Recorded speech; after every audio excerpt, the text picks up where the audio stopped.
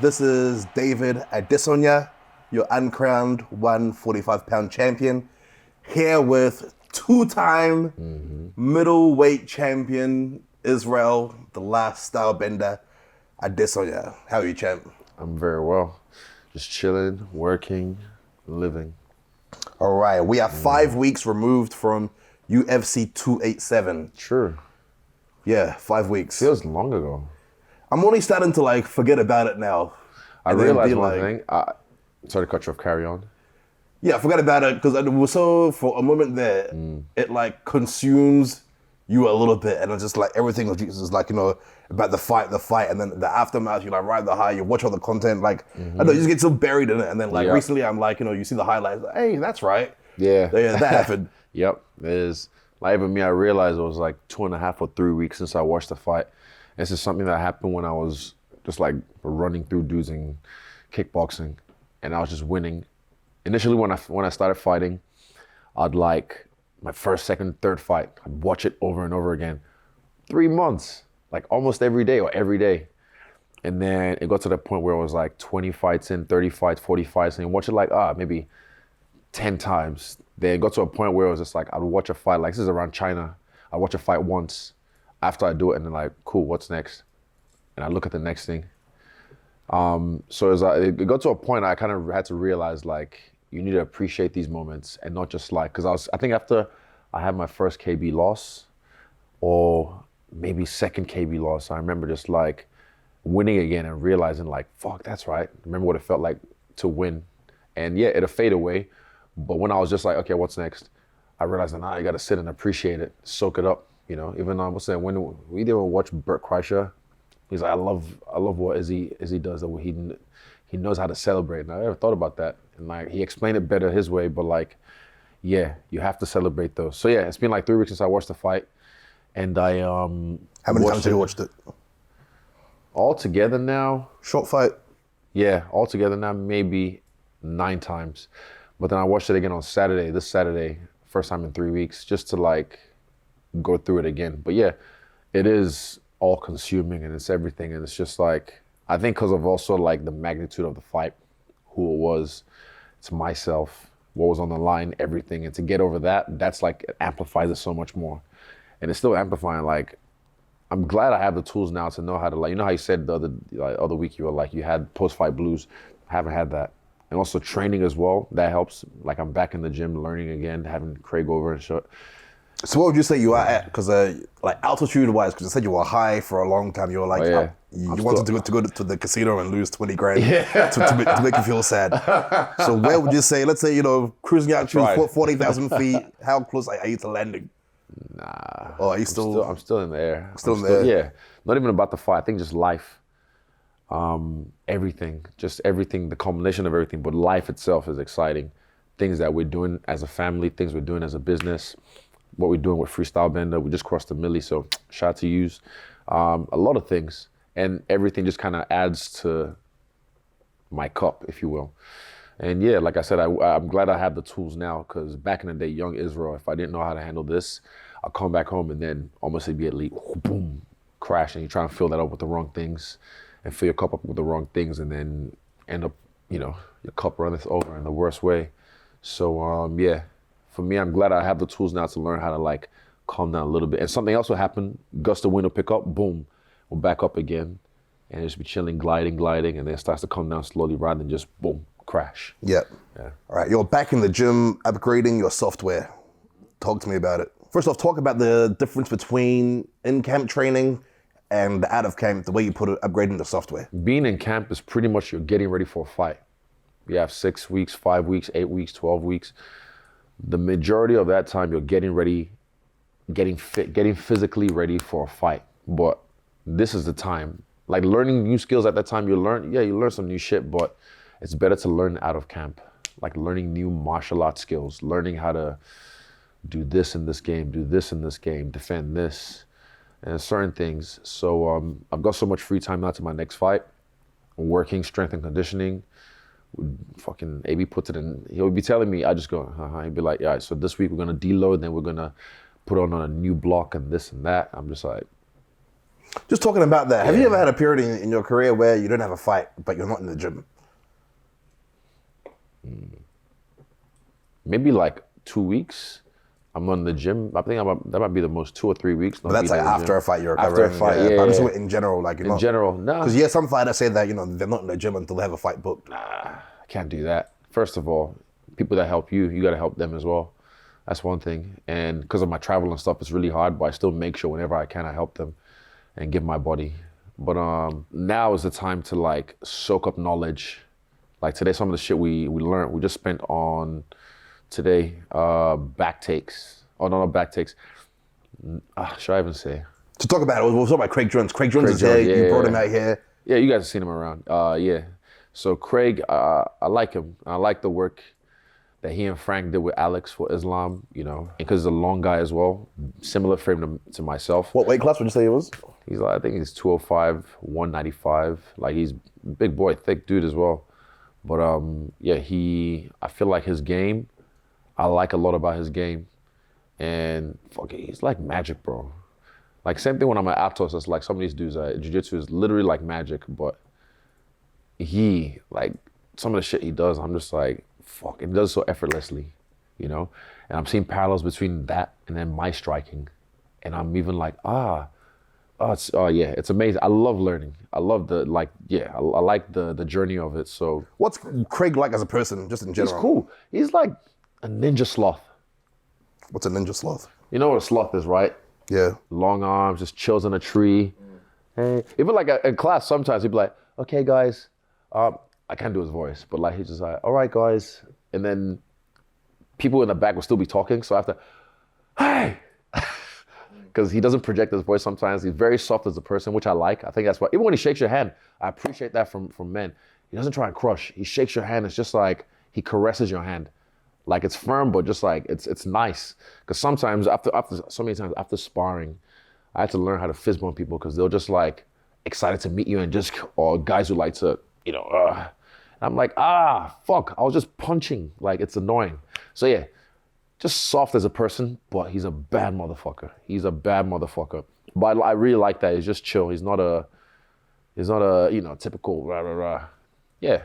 You're grappling in the Tavares fight and Gastelum fight. You got to display that a bit. When you're grappling, let's say moving forward, would you rather explore that aspect of your game instead of just rushing back to your feet because you do it so well? Yeah. Or is it case by case depending on the fight? Case by case, but also I've explored it before. I've tried it just because, if it ain't broke, they're trying to fix it. And it ain't broke. Talking about your next fight, because Dana said in last week's post-fight press conference that you were still looking to fight soon. So is it 100% you'll wait till September? Now it is, but before that I was like, July. Were they throwing any names at you? I tried to do Plessis in the Death Star. That new thing, yeah. Yeah, I tried. Like, I was like, I tried to do it even, maybe not International Fight Week because it was already booked, but I tried it for like later on. I was just like, fuck it, just give them to me because it's already there. And I'm just like, yeah, what's the point? Why wait? So your initial thoughts for Rob versus Dricus, what percentage chance would you think Rob has to win?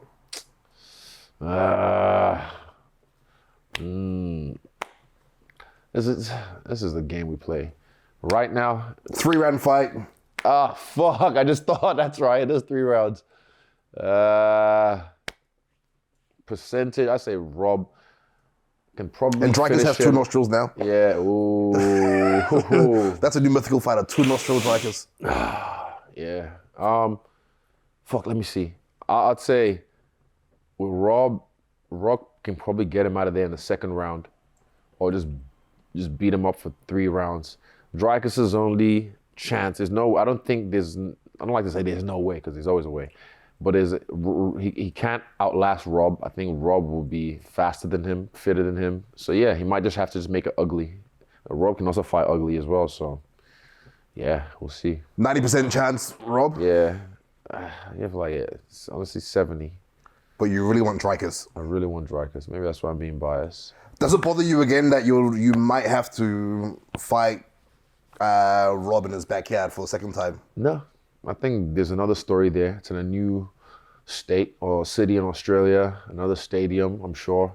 Yeah, also about the whole stadium thing, there's no covered stadium in Sydney. So like, just to get your message out there about, for example, if Volk wins in July, you guys should pretty much be on the same timeline of like, your next fight. They want to go down under. Yeah. It has to be an indoor stadium. Yeah. But it's not in Sydney. I have to go back to Marvel. I feel like that fight would be too big to ignore for that time. 20,000 people. Yeah. Yeah. So in case you wanted to say something, because last time you were talking about how Volk was in the... Yeah, what did I say last time? Yeah, that's right, because I was like that. Yeah, Perth. It shouldn't have been. I feel like Perth, the Islam versus Volk. I remember being like frustrated, and I even talked to Mick. I was like, why wasn't this fight in the stadium? I remember, yeah, that's right. But this one, it'll be a nice day. It'll be a nice day. It can be in Sydney. I like it in Sydney. It'll be a nice day, a sunshiny day. Talking about fight locations, you and Eugene had a conversation, I think last year, about the whole fighting in NZ thing, and he put some points at your feet, and the end of that discussion was you wanted to go away. Where was it? I was in the car. Oh yeah, true. I think I was in the car, yeah. Or I was right there. I was like, how do you know? I was like, is this on film? No, I was right there. Okay, yeah. And then the end of it was, he made some solid points about how it's only a few people that are, causing the irk. And the result was, you wanted to just sit with it and do your thing, digest it, and move on. So what has been the result of the whole not fighting? There's no result yet. It's not coming to NZ for a while. And I think, we have other guys like Kai, Dan, even Volk, plenty of superstars, Carlos, we can headline over here. I don't have to headline here, But you wouldn't like a fight and, not having to travel, wake up, go to the arena? I've done it before. I've done it many times, King in the Ring. True that. Yeah, so I've enjoyed that. I do like traveling and fighting, so it's not a big deal for me, but unless they apologize to Dan, the people that were gaslighting us at the time, Dan's a fucking national hero. Anyway, I don't want to get into it. But yeah, so unless that happens, which it won't, and it's okay. Like, watch the local guys right now, because you never know who you're going to see. You never know who's going to be that dude. And then you're like, oh shit, I used to watch him fight. I watched him when he fought back home. There's many of us coming up right now, many, and I'm glad and privileged to see it happen and just watch the resurgence that's happened with us, with Kiwi Combat Sports, and now it's still going strong. In Australasia, the Anzac region, it's beautiful. So yeah, stay tuned. For the Pereira fight, you said that you didn't peek around the corner for that fight. You just saw him and there was nothing else. Yeah. It seems like because of your high rate of activity, you've either got three options. Clear out division for the third time. Second time, I think. Second time. Oh, second time? I guess you still have. Because some have lost and haven't had the chance to. Yeah, come on. You know what I mean? Oh, okay, third. I've done it twice. Because you got to beat Rob for the third time. If you're facing Rob for the third time, it's going to be that. Yeah, true. It's either that third time or you fight lower ranked 185 opponents, or fun fights at 205. Fun fights at 205. Which one of those three do you think? I think just beat everyone in my weight class. And there's some guys that are coming up that are really good. Lower rank, but they're really good. I see them. So, yeah, I like those challenges. Also, fun fights at 205, definitely just because, if it's there. Also, And also, you're going to have no number one contenders. Like, you're going to have nothing. They'll go for the number 5. Number 6. Yeah, the 7th contender. Yeah, lower ranked, that was so we'll go for them. Other option. Let's talk about last weekend.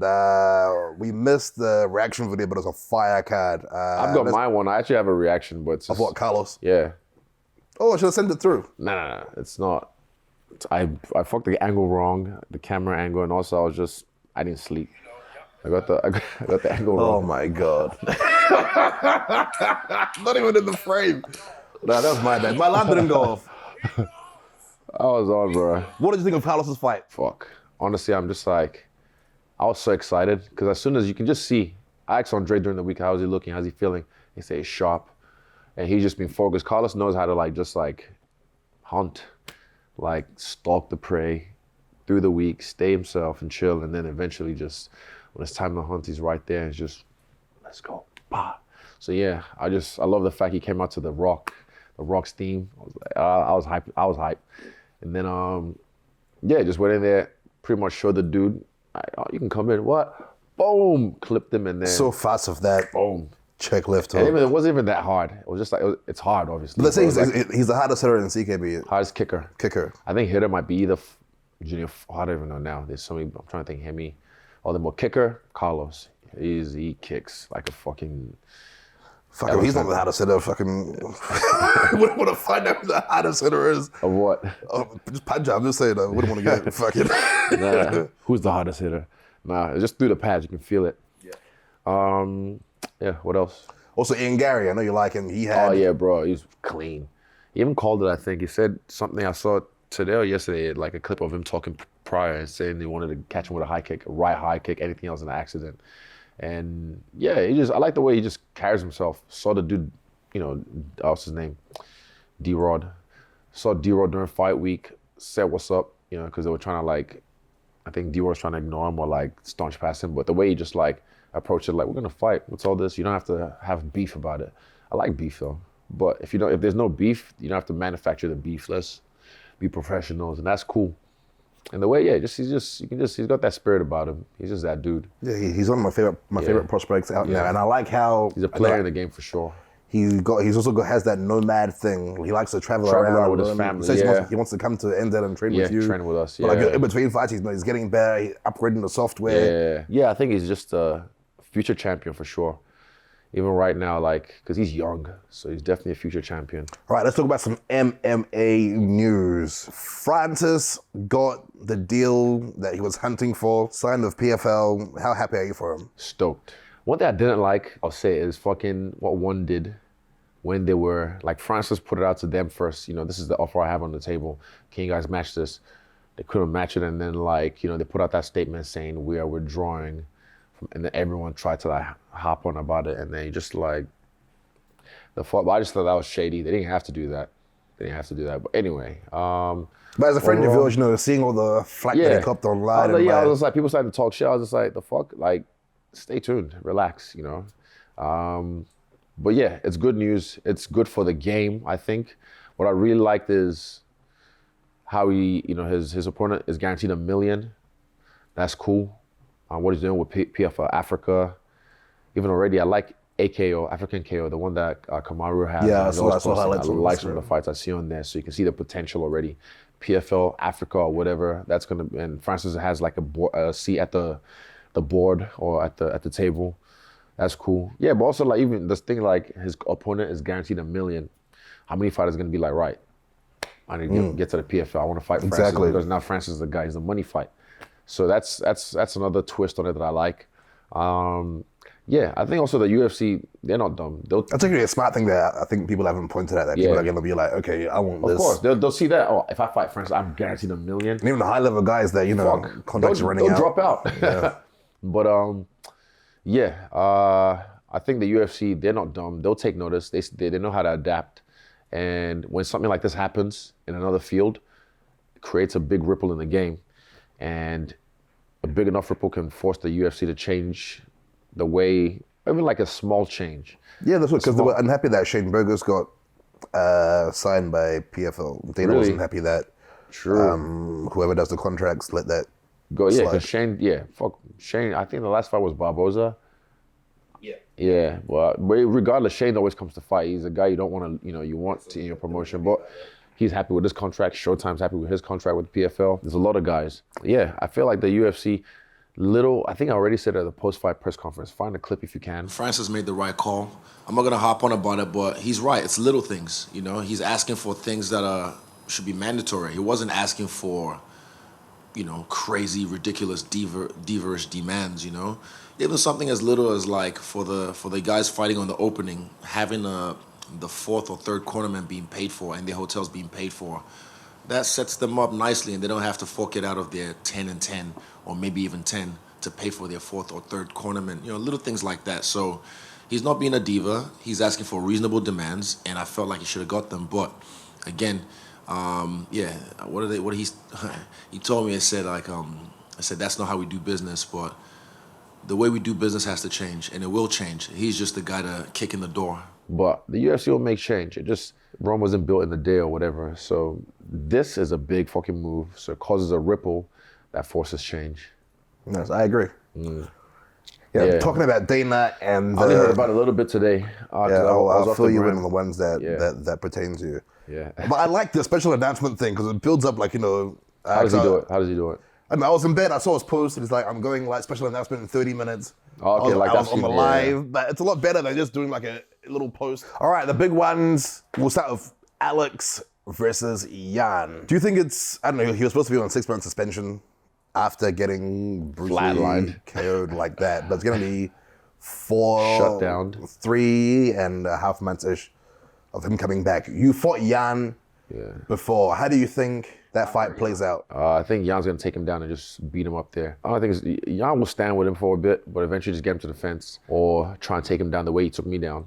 I don't think he's going to shoot, so he's going to either get him to the fence. How good, because one thing that we saw in the Jan fight, because when the build-up and how people were theory crafting it, in the fights Jan had before yours, he was always coming in, crashing in, rushing in, and the plan was to catch him coming in. Yeah. But in the fight, he put the striking defense on full highlight. I don't know, he had this. He just like, everything covered. Every question mark, it was ready. Yeah, everything covered. Like, true. I forgot about that actually.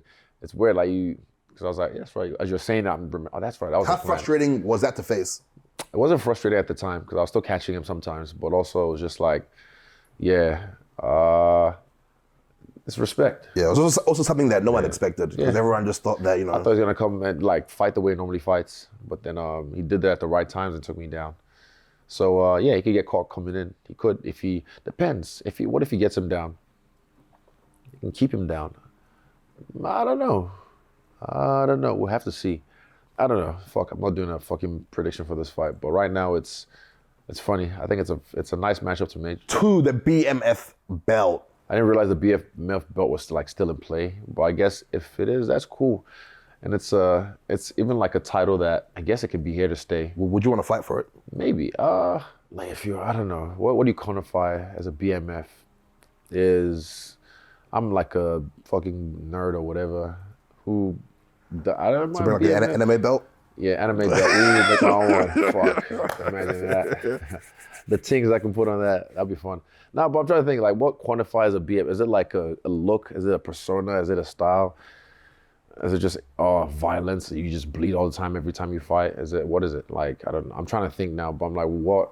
I think it's a mix of the violence and the fights and then attitude as well outside the cage. But I feel like when it comes to like, attitude and whatnot, like street gang. Gaethje and Pereira like savages inside, but outside the cage, they're like, nice guys and whatnot. They're not like, running around throwing water bottles and shit. Yeah. But yeah, I think it's a mix of that. But I mean, that's a fight that 291 card, it looks to be super, super stacked. Your documentary premieres at the Tribeca Film Festival this June in New York City. Yeah. What can people expect from it? Can you give like a little teaser? The deets. I've seen it 2 times now over the last 9 months or so at a certain stage when it wasn't really finished, and like the stage where it was like 95% or 98% finished. Even if I wasn't, what I've said so far, even if I'm not the protagonist in this, and it's not about me, it's just about some other athlete, I feel like people need to watch this. Like men need to watch this. Just there's a lot of stuff you can learn, even if you don't like me. Like there's a lot of stuff you can learn about being. Fuck, I hate that. I don't hate that it's about me. I'm trying not to stroke my own ego, but being just emotionally intelligent, being a killer, being a savage, being a lion but being a lamb, like the duality of it, the masculine and feminine within all of us, like the balance of person. Yeah, there's a lot of stuff. Even when I watch it, I'm like, it's cool to see yourself from that point of view. But yeah, it's got a good message. I think it's entertaining. It's funny. It's heart-wrenching at times. But yeah, I can't wait till it's out. It's raw. Certain parts I'm just like, Because you know me, I keep my private life's my private life. So certain things I don't really expose to the world. But yeah, sometimes it's good to just like a little bit, just so you can be vulnerable and show everyone that you're still human, you know? So yeah, this is one of those moments I've kind of just like done that. And yeah, I can't wait till everyone sees it and get all the critics talking shit about it. It'll be fun. It's gonna be a lot of rave reviews. Don't get me wrong, there will be, but also there's always gonna be like, I'm ready for like it was too this, it was too that. I'm just like, I'm bulletproof. This is how far in advance I get ready. So that's why when it happens, it's just like, I've been ready for this. I'm too fast. Fast, easy. That was the last one. Right. Yeah. Thank you for your time today. Oh, look at that. Appreciate you.